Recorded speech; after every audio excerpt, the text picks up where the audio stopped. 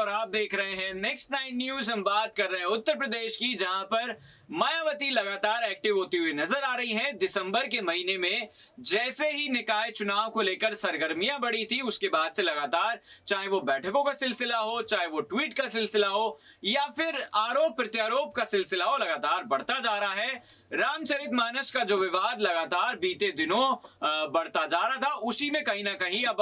मायावती भी कूद पड़ी हैं और उन्होंने एक बड़ा बयान दिया है। ये बयान भारतीय जनता पार्टी को लेकर भी है और रामचरितमानस को लेकर यानी कि समाजवादी पार्टी पर भी है, जिसके प्रमुख अखिलेश यादव हैं। सबसे पहले उन्होंने कहा है कि भारतीय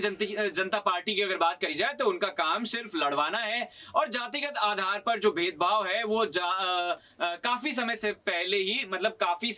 ही भारतीय जनता पार्टी करती नजर आ रही है। दूसरी तरफ उन्होंने अखिलेश यादव पर भी निशाना साधा है। जिस तरीके से विवाद की अगर बात करी जाए तो ये कहती हुई नजर आ रही है कि जाति हो, धर्म हो, इस तरह की जो नफरत फैलाने का काम है ये लगातार बढ़ता जा रहा है और ये कहीं ना कहीं जो रामचरितमानस की आड़ में सपा का राजनीतिक रंग दिख रहा है, ये काफी दुर्भाग्यपूर्ण है और ऐसा नहीं होना चाहिए। और इसके साथ साथ उन्होंने कहा कि रामचरितमानस के विरुद्ध सपा नेता की टिप्पणी पर उठे विवाद और उसे लेकर बीजेपी की प्रतिक्रियाओं के बावजूद सपा का जो नेतृत्व है यानी कि शिवपाल यादव हो या फिर खास तौर पर अखिलेश यादव, उन्होंने चुप्पी साध कर रखी है और कहीं ना कहीं दोनों पार्टियों की मिली भगत नजर आ रही है, ताकि आने वाले चुनाव में जनता के ज्वलंत मुद्दे जो हैं वो ना उठाए जाएं, बल्कि हिंदू मुस्लिम को लेकर राजनीति की जाए और चुनाव में जीत हासिल की जाए। उत्तर प्रदेश में विधानसभा के हुए पिछले आम चुनाव में भी सपा भाजपा ने षड्यंत्र करके, मिली भगत करके, धार्मिक उन्माद के जरिए कहीं ना कहीं वोट हासिल करने का काम किया था